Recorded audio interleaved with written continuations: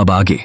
रोनित ने ताहिरी को देखा और धीरे से उसका हाथ पकड़ी डीच लिया, जिससे ताहिरी की नजर अपने हाथ पर पड़ी दिया आई, जिस पर अभी रोनित ने अपनी पकड़ी डेच मजबूत कर ली थी।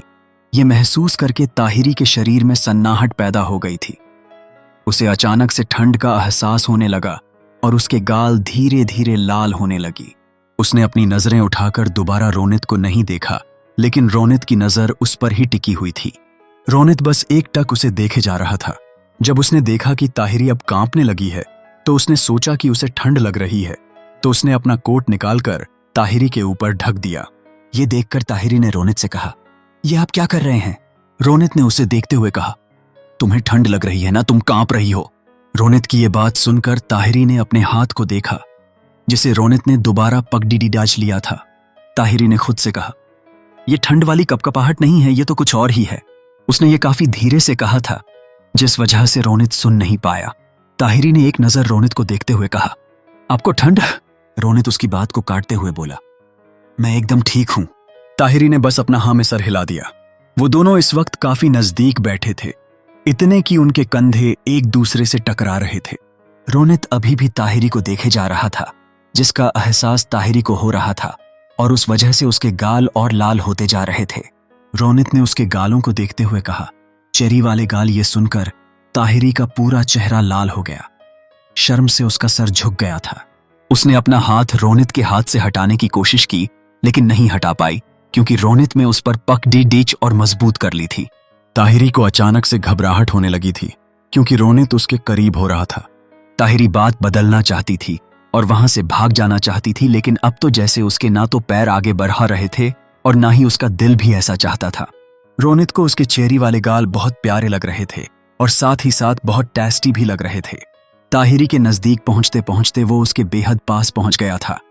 उसने आगे बढ़कर ताहिरी के एक गाल को चूम लिया, जिससे ताहिरी की आंखें बंद हो गईं और उसकी पकड़ी डीडीएच रोनित के हाथ पर कस कर गई, और वो पकड़ी डीडीएच वक्त के साथ कसती चलती जा रही थी। दोनों की सांसें तेज हो रही थी, दोनों के जज्बात बेकाबू हो रहे थे। रोनित ने उसके चेहरे को पकड़ी डीडीएच कर अपनी तरफ मोड़ा।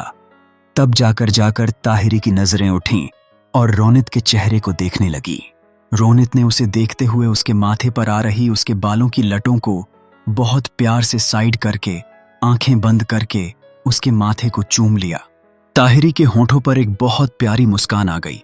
रोनित आंखें खोलकर ताहिरी के चेहरे को निहारने लगा और उसके चेहरे को अपने हाथों में भर लिया और धीरे धीरे उसके होंठों के करीब जाने लगा। ताहिरी की आंखें एक बार फिर बंद हो गईं। रोनित उसके करीब बढ़ा ही रहा था। उसके और ताहिरी ने बीच का फासला बस कुछ ही इंच का रह गया था कि रोनित बीच में रुक गया। उसने ताहिरी के चेहरे को देखा, फिर वो पीछे हट गया। रोनित को अब अपने पास महसूस ना होते देख ताहिरी ने अपनी आंखें खोली और रोनित को देखा, जो अब उससे नजरें नहीं मिला रहा था। ताहिरी हल्का सा मुस्कुरा दी। रोनित ने सामने देखते हुए कहा, मुझे माफ कर दो। ताहिरी जल्दी से रोनित को बीच में ही रोकते हुए बोली, अतई किसी सी समझी, नहीं सब ठीक है। इतना कहकर उसने मुस्कुराकर रोनित के कंधे पर अपना सर रख लिया। रोनित ने उसके चेहरे को देखा, जो अभी भी मुस्कुरा रहा था। रोनित ने प्यार से उसके सर को सहला दिया।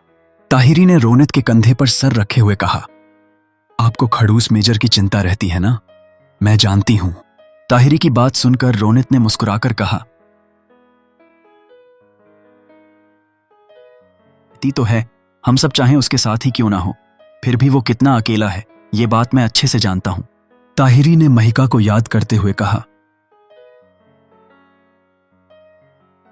भी ऐसी ही है, वो हमें दिखाती नहीं है, लेकिन उसे भी तकलीफ होती है। वो भी अकेली ही है, अधूरी है।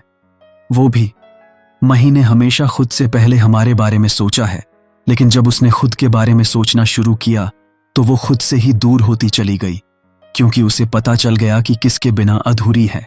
रोनित ने उसके सर को ही सहलाते हुए कहा, फिक्र मत करो, सब अच्छा होगा। ताहिरी ने मुस्कुराकर कहा, मुझे भी ऐसा लगता है। फिर उसने अपना मुंह फुलाते हुए कहा, लेकिन कैसे और कब खड़ूस मेजर तो संन्यास ले चुके हैं। ताहिरी की इस बात पर रोनित ने उसे घूर कर देखा तो ताहिरी ने अपने दांत दिखा दिए। रोनित ने अपना नामे सर हिला दिया। तभी ताहिरी को कुछ सूझा। उसने रोनित के चेहरे पर फूंक मारी जिससे रोनित की पलकें फड्डा अफड्डाने लगी, जिसे देखकर ताहिरी अपने गाल पर हाथ रखते हुए बोली, आह आप कितने प्यारे हैं। रोनित ने उसे घूर कर देखते हुए कहा, ताहिरी उठकर वहां से भागते हुए हंसकर बोली, आप सच में बहुत स्वीट है और अब तो आप बहुत प्यारे भी हैं। रोनित ताहिरी के पीछे भागते हुए बोला, रुको अभी दिखाता हूं कि मैं कितना प्यारा हूं। इतना कहकर उसने पीछे से ताहिरी को पकड़ लिया। ताहिरी हंसने लगी। वो पलटकर रोनित के सीने से लग गई। रोनित भी हंसने लगा।